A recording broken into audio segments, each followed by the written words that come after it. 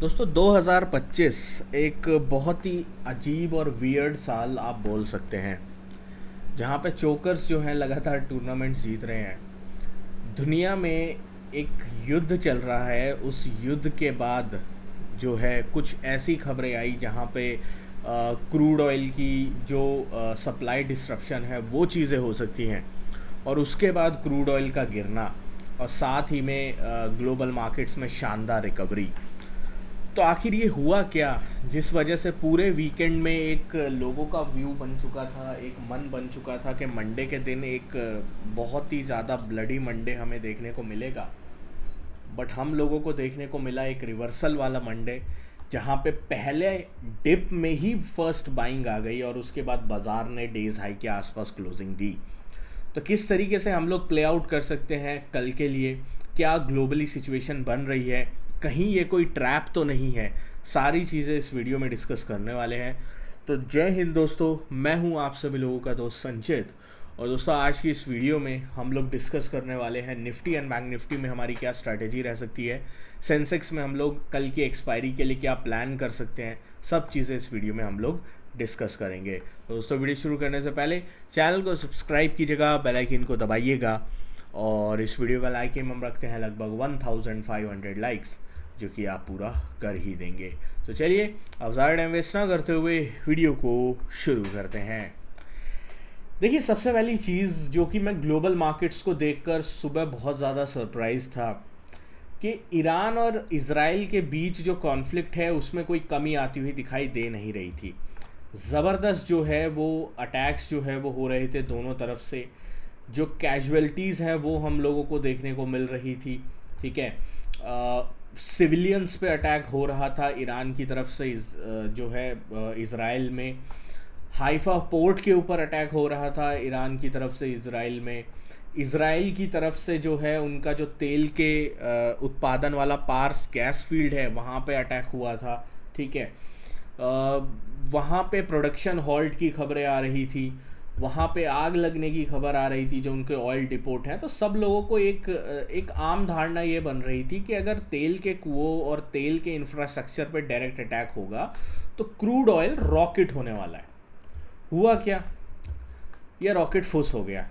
Crude oil खुला थोड़ा ऊपर, जो हाई था अराउंड 78-77 का फॉर फ्राइडे, वहाँ पे खुला, और उसके बाद फ्लैट हो गया, foot flat to the floor.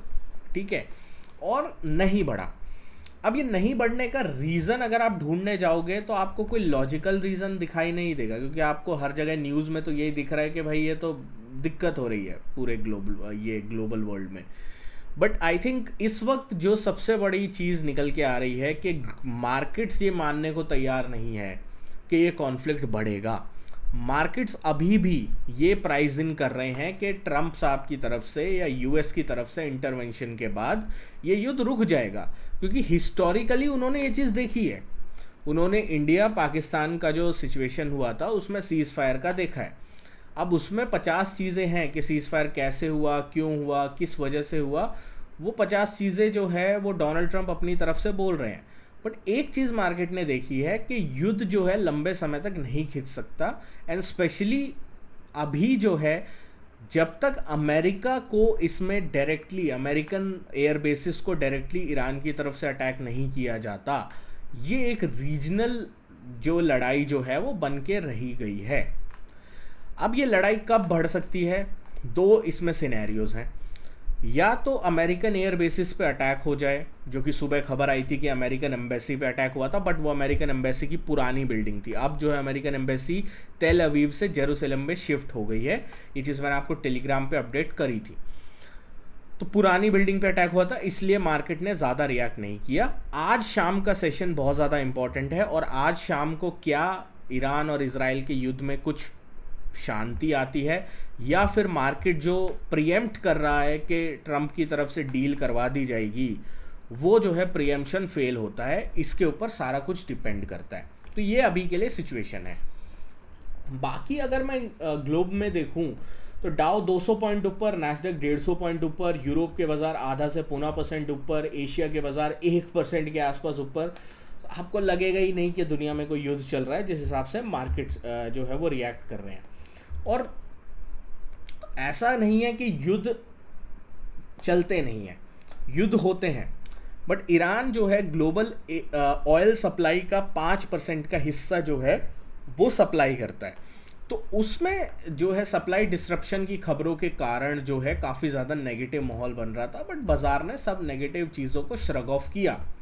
आज हुआ क्या, पहले गैप अप खुला, गैप अप पे मैंने क्लियर कट आप लोगों को मैसेज किया था कि भाई मैं गैप अप में इंटरेस्टेड नहीं हूँ इस मार्केट को बाय करने में।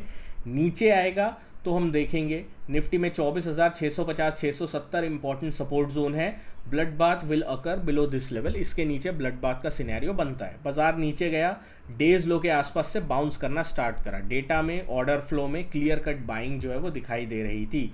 ऑर्डर फ्लो के बारे में अगर आप जानना चाहते हैं तो मैं वीडियो जो है एक अलग से बना दूंगा आप सभी लोगों के लिए, नीचे कमेंट ज़रूर कीजिएगा। उसके बाद मैंने आपको अपडेट किया कि अगर 24,840 और 860 निकला, Nifty might breakout on the upside above this level.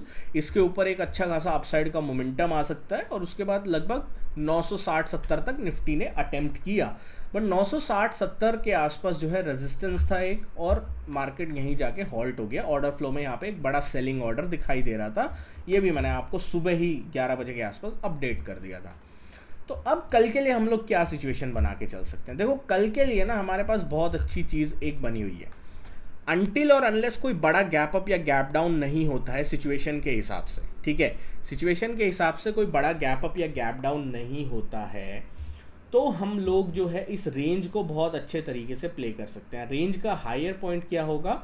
25,025 on the upside, down side point होगा 24,875।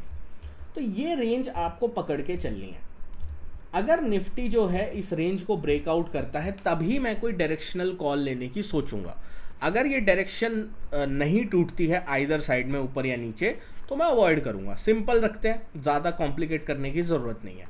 सेंसेक्स की कल एक्सपायरी है, उसके बारे में भी डिस्कस करेंगे। ये देखिए सेंसेक्स में जो हमने फ्राइडे को लेवल्स डिस्कस करे थे सैटरडे वाली वीडियो में, 81,150 170 एक सपोर्ट था। सेंसेक्स गैप अप खुला, नीचे आया, 81,150 70 के आसपास सपोर्ट लिया एंड देन यहाँ से ऊपर गया, बट 81,935 को नहीं निकाल पाया।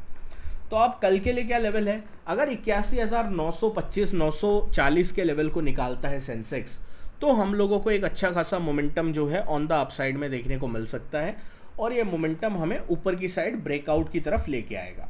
बट अगर सेंसेक्स ने ऑन द डाउन साइड में 81,580 के लेवल को ब्रेक डाउन कर दिया, तो हम लोगों को एक अच्छा खासा डाउन साइड का मोमेंटम भी देखने को मिल सकता है।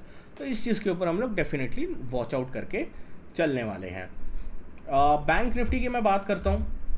बैंक निफ्टी में अगर आप देखो तो 55,800 और 56,000 हमारे लिए एक रेजिस्टेंस का लेवल जो है वो एक्ट किया है। क्यों?